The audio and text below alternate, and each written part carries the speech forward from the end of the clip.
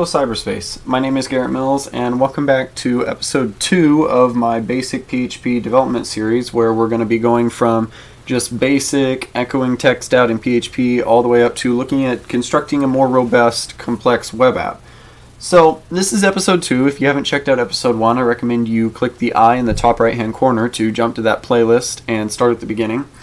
But in this episode, we are going to be picking up where we left off, working with our little welcome page that we can customize to people's names, and we're going to improve on this a little bit using some logic. So in this episode, more abstractly, we're going to talk about logic in PHP. So this little script we've got going takes the name from the name variable in the URL, and it welcomes that user by saying hello and then whatever name. So we can change this name to whatever we want, and it welcomes that person. Now this is all fine and good, but what happens if we don't have a name there? What if somebody just goes to this URL without specifying a name? You see, we get an error, because what it's doing is it's trying to find this variable name, but since we never defined the variable name, it's throwing an error because it doesn't have anything to put in there. So what we can do is we can write a little bit of logic. Now, logic in PHP is extremely similar to logic in JavaScript and, moreover, most scripting languages. It follows the standard form. So what we want to do is we want to check if this variable has been set. So we use the if notation. If is set is a logic function specific to PHP. Basically what it does is it checks arrays to see if a key exists in an array. So if you remember from last time, this get array that we've got down here, this is an array of all of the variables in the URL. So we're going to check in this array, in the get array, for the variable name. So what this is going to do is it's going to check if the name has been set. If that has been set, well, we want to welcome that user. But if it hasn't been set, well, we don't want to throw an error by trying to print it out. We just want to say hello. So we can echo maybe just some text about hello visitor. Now this way, if we don't define a name, then we don't just get an error message, we get coherent code. So this is a very basic if-else statement in PHP. This is one of the most commonly used logic gates in PHP. Now let's say we want to filter out a specific name. So this would be like an else if statement, and in fact that's exactly what we type. Else if, we can put a condition here. So let's say instead of name they defined maybe their birthday, and we want to see if it is today. Let's say their birthday is today, then we want to wish them a happy birthday. So we can just say happy birthday. So what this is going to do is it's going to go line by line, and it's going to say if name is set, then just say their name. But if name's not set but the birthday is, then we say happy birthday. Else we just say hello visitor. So one thing that we want to do to prevent this is we want to make sure that it only does this if birthday is set. So this is going to lead us into the next step of logic, and OR gates. So sometimes it's useful to combine logic statements, and this is something that happens in JavaScript a lot.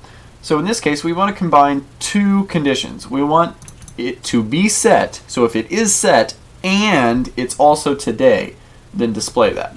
So is set get birthday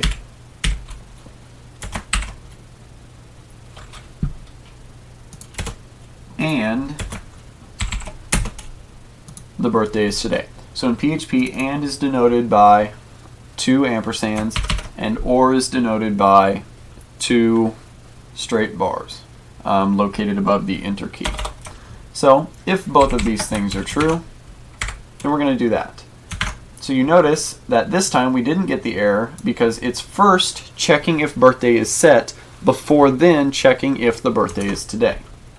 So say today is my birthday. It's not, but let's say it is. Now we see happy birthday. Or say we just have a name set. There we go. But we can still just take all this out and we still get a coherent web page. Another thing PHP is really good for is efficiently allowing you to repeat blocks of code without having to write out the same code over and over again. So let's jump back into this birthday idea and say we've got a whole class of people. So we're going to have a class list and it's going to have a bunch of people in it. So David,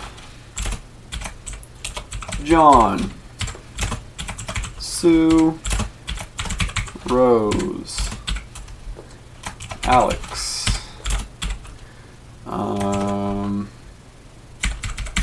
Connor. So we've got all of these people. And let's say we want to wish each of them a good day. Now if we were just writing out HTML code, we could just say, good morning, David, good morning, John, good morning, Sue, so on and so forth, and we would just type that out 6 times, one for each person in the list. But the beauty of PHP is we don't have to do that anymore. We can have it go through the list one by one and just repeat a block of code over and over again so that we don't have to type it out constantly.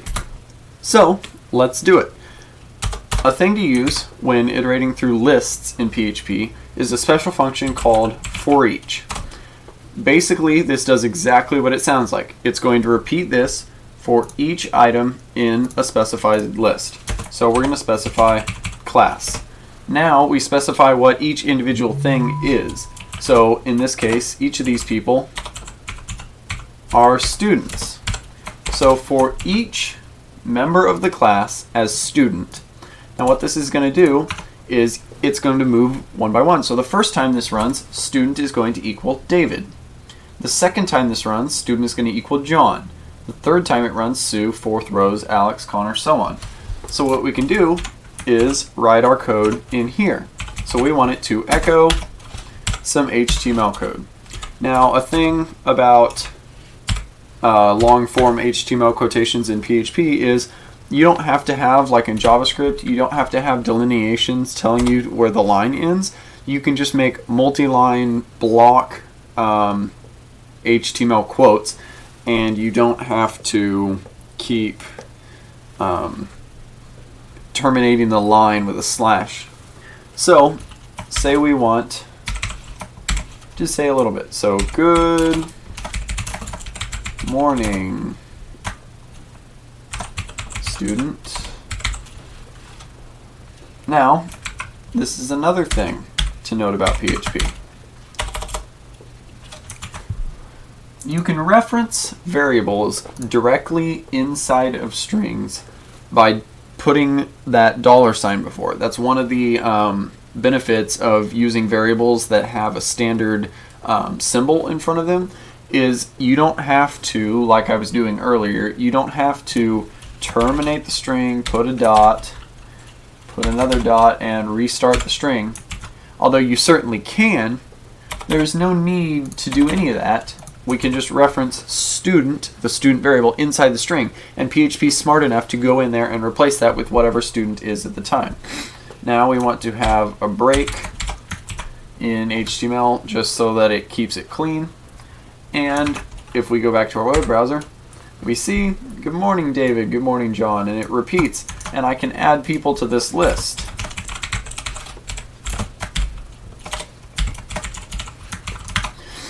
And we see that it just does the logic.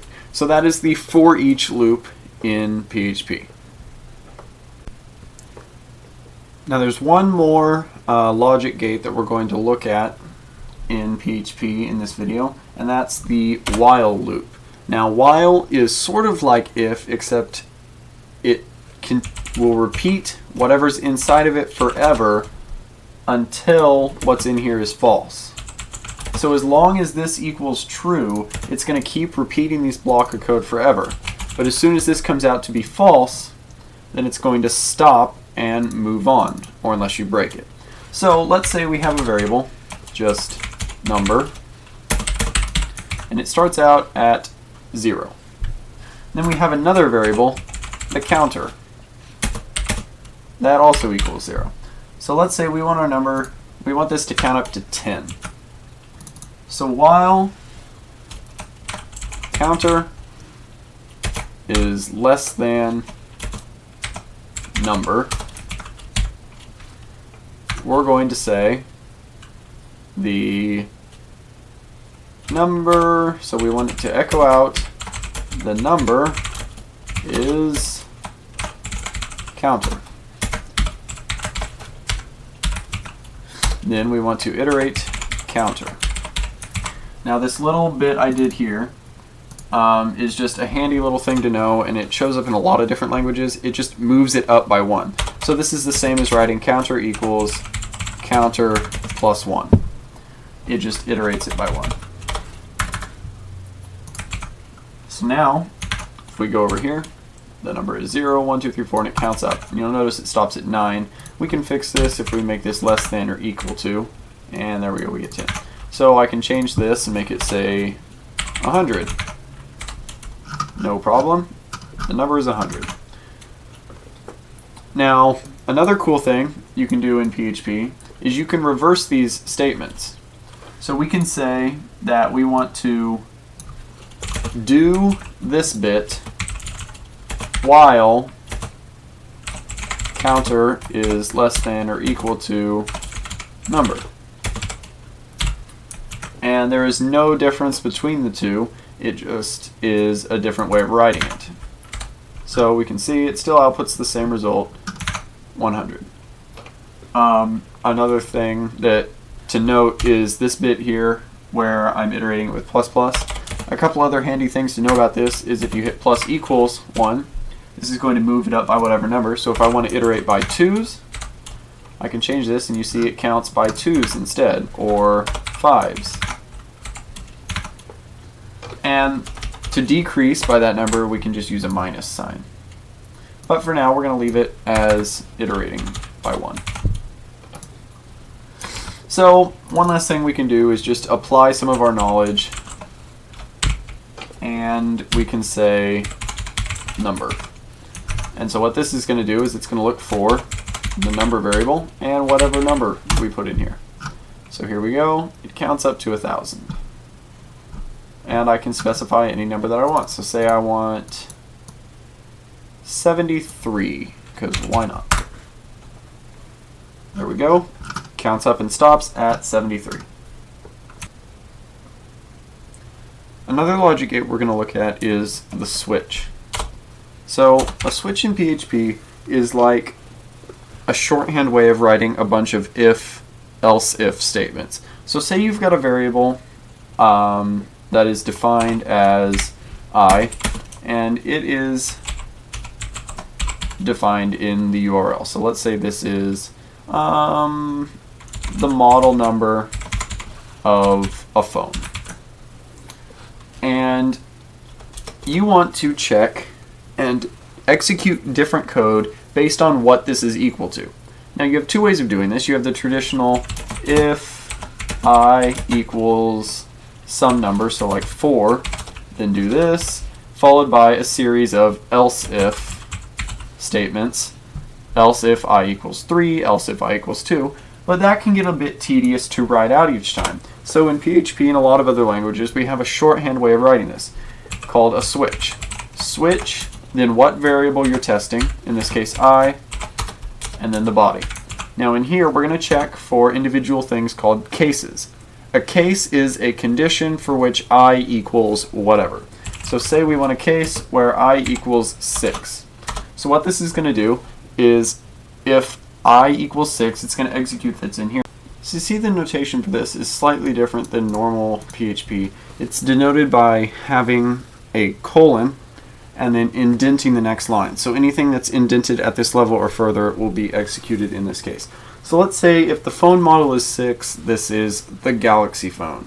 So we're going to echo Galaxy. But let's say they have another model called 5, creatively. And this is called Soul, keeping with our space theme. And they only have one model because they, like Microsoft, can't count 2. This is Terra. Now you'll notice that PHP Storm is giving me some errors here, because when you're doing this, you have to be careful to include some important things. You want to break at this point. That's what we're missing. So once it executes all the code for this case, it's going to break out of the switch and then move down here and keep going. So you need a break after each of these. Now another thing that a switch has is called the default. This is what happens if I doesn't match any of these cases. So if I is not 6, I is not 5, and I is not 2, we want to say something. So maybe like model doesn't exist.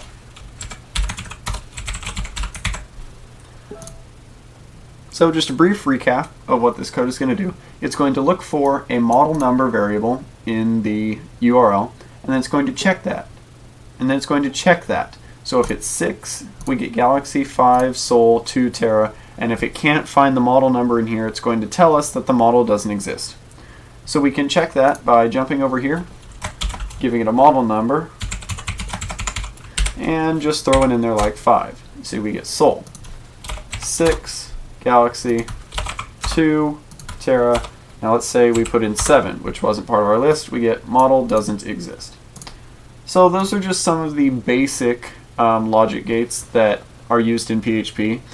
The switch, the while loop, the ForEach loop, and the for loop are the 4 major ones. Obviously there are some more advanced ways of writing these and more advanced functions you can incorporate into these, but we'll get into that more as we get into sort of developing a more robust application. Alright guys, once again, thanks for watching this PHP development tutorial, episode number 2. As usual, I will be down in the comments, so if you have any questions, comments, concerns, problems, hit me up. I'll see what I can do to help you. Or if you just have a cool project that you've made that you want me to look at, be sure to share it with me and I'll take a look at it. I would love to see the stuff you guys are making. Also, be sure to connect with me on Twitter, on Google+, on email, on my blog. And be sure to get subscribed so that you don't miss out on our next coding tutorial in this series, where we're going to take a closer look at variables, data types, and superglobals. As always, thanks for watching, and I will see you in the next one.